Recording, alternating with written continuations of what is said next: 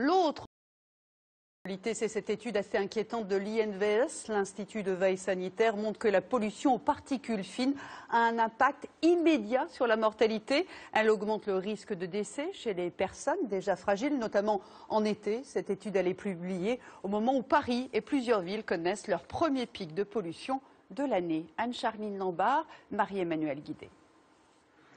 L'air pur de la montagne, une référence, un sanctuaire loin de la pollution des villes.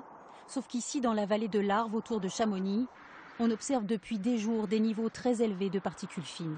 Les polluants s'accumulent et restent tous au fond de la vallée. Donc tout ce qu'on émet depuis le 30 décembre est coincé dans ce nuage qu'on respire tous les jours. 100 microgrammes par mètre cube aujourd'hui, 125 demain, 3 fois la norme européenne. Alors dès ce soir minuit, les poids lourds les plus polluants seront interdits de transit par le tunnel du Mont Blanc. Une première en France.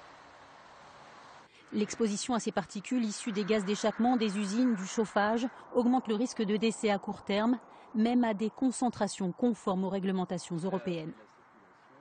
Dans notre étude, on a recueilli des données pour 17 villes françaises et on a trouvé effectivement que quand les concentrations de particules augmentent dans l'air, la mortalité augmente dans les jours suivants.